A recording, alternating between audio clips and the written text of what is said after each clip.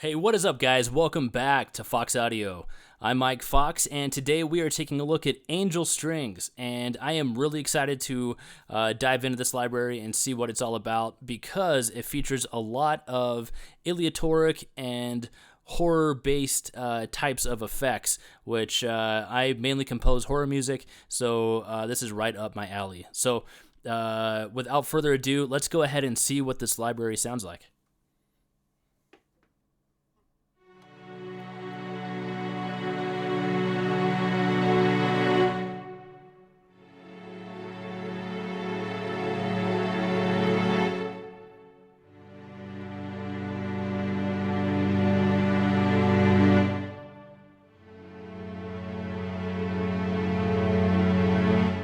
So right off the bat, very, very lush, very nice tonal qualities.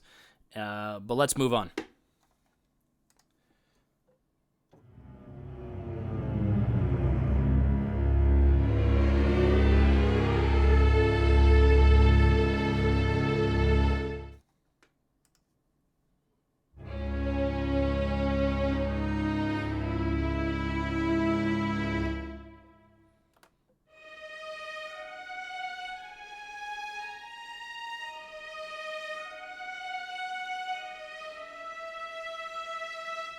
Bonus points to anyone who knows what soundtrack that is from.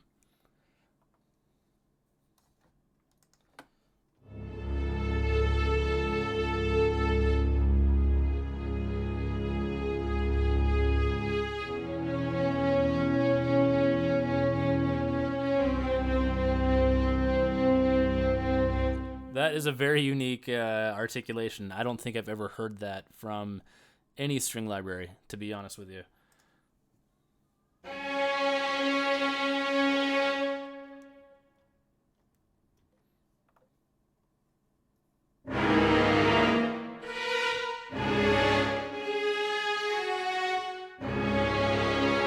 I feel like this one in particular just wants to do horror. So I'll play some dissonant chords here.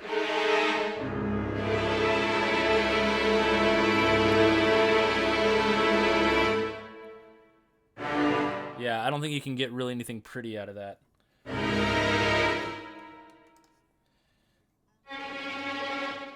Probably same with this one. Yeah.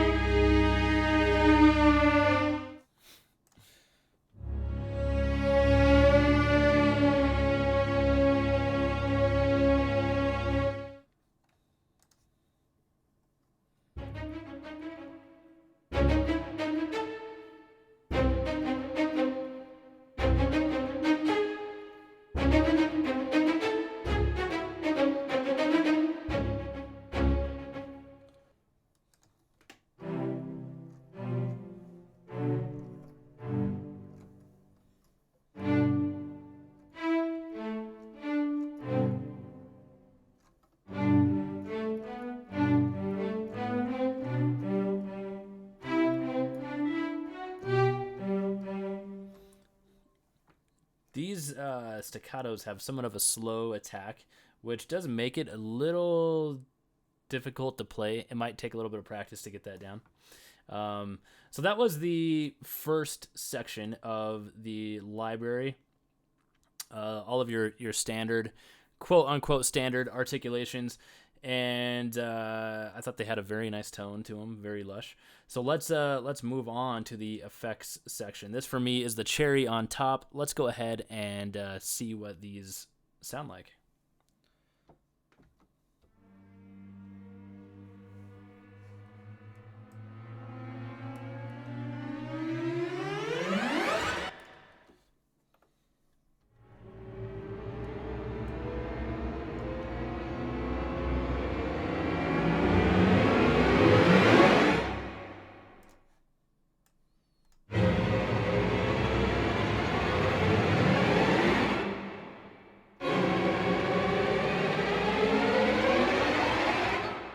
This effect I like quite a bit because not only does it have a rise going on, but also like an attack, as you can see, self-explanatory attack. And the riser and the attack start and finish simultaneously, which is awesome because it's like controlled chaos or something.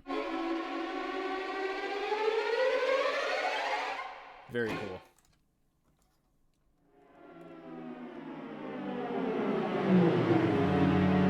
That's cool how it smooths out at the end. So you could start like all horrific, but then end on like kind of a prettier note or chord.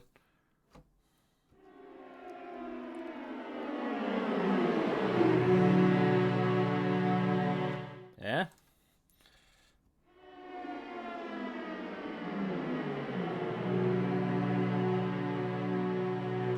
Definitely some unique possibilities here.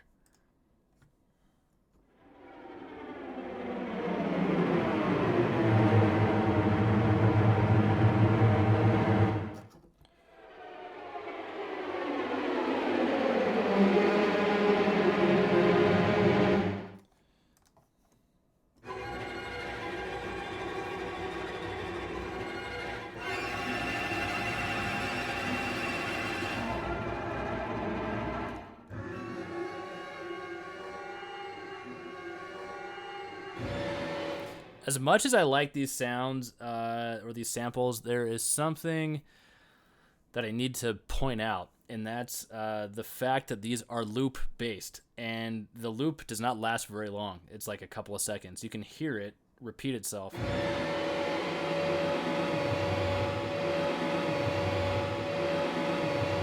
Now, that could be a good thing or a bad thing depending on what it's all about the context, really. So if you wanted to use this as kind of like an underscoring or underlaying, what's the word I'm looking for?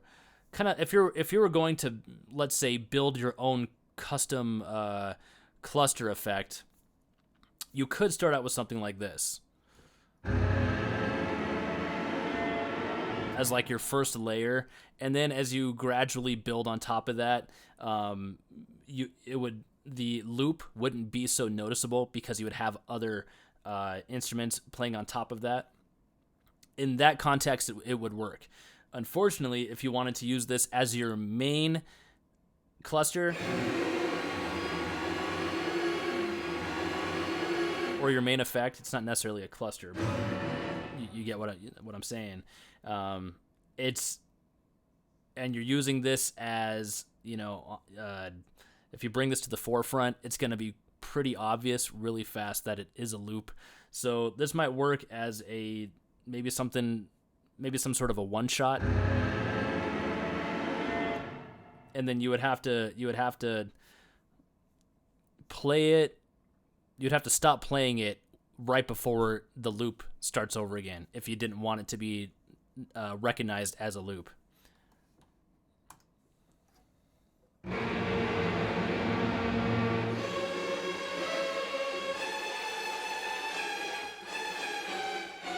This one is really interesting because it is chromatically sampled. I don't think the other one was.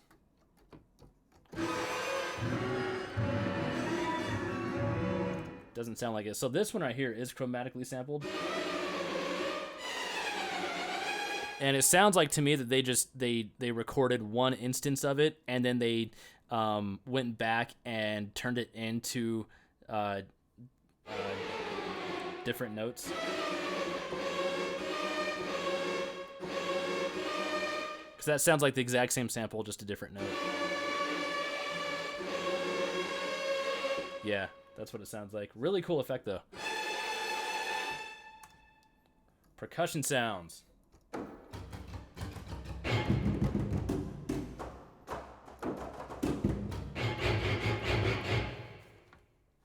Cool.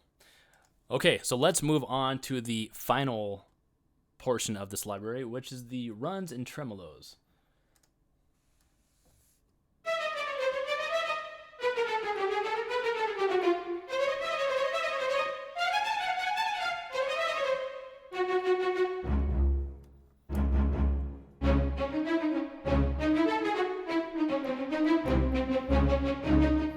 Okay, so remember how I was saying back up here that there seems to be some sort of a lag going on with these staccato and spiccato articulations? This one right here would actually fix that. Because I mean that's fairly fast. And you can actually control the tightness of it as well, which makes it super helpful.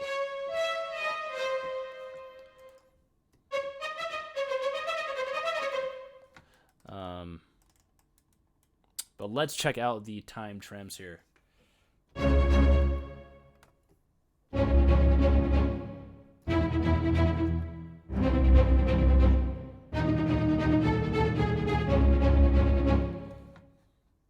So it looks like you have your different time signatures, you have different sequencers, which makes it all the more versatile.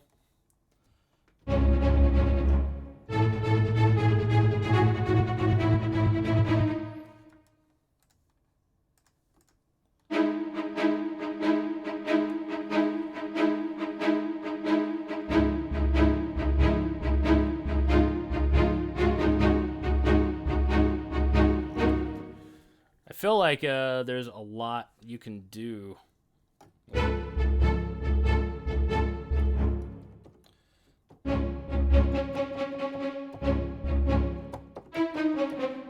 It would be nice if you could play this as a both like a spiccato and time trems patch. So if you're going dun, dun, dun, dun, like if I wanted to go, you know what I mean? Dun, dun, dun, dun. Dun, dun, dun, dun. I couldn't do that. I'm kind of bound by this time signature here. But overall, I feel like there is a lot that you can do with that. So that concludes this really quick run through, I should say, of Angel Strings. And so what are my final thoughts? I definitely like it. I think it has a very, very nice sound and tonal quality to it. It's very lush and very rich. And there's actually, even though there's only 3 patches here, there's actually a lot going on. You have several different articulations here, both standard and aleatoric. And then they give you the time trem and boat runs, as a bonus. I do like the fact that a lot of aleatoric libraries seem to have a lot of fat in there, like just random noise that you're never going to use. I feel like this is more of a meat and potatoes. Like I feel like the developers actually sat down and put a lot of thought into trying to figure out what would be the most useful aleatoric types of effects. And I think it's really easy for developers when it comes to aleatoric stuff. I think it's easy for the developers to just, tell the orchestra to just play random stuff, and they're going to sample that, and then they're going to turn a library into that. I think that's the easy way out. And sometimes it's effective. Sometimes it turns into, like I said, samples that really aren't useful. They become more random, and they, more or less don't sound that great in the end. So I feel like these guys actually figured out what effects they wanted, and they focused on those. And I'm glad they did, because I feel like I could get a lot of use out of every single one of these effects, and as well as these articulations. So there was a lot of thought process into that. That's the impression that I get from this library. I don't feel like there's really any fat content whatsoever in this library. I feel like it's all very, very usable. So for that, it's worth the price alone. Overall, I highly recommend it. It will be a great addition to what you already have. And that about does it for me. Thanks for watching, guys. Take care.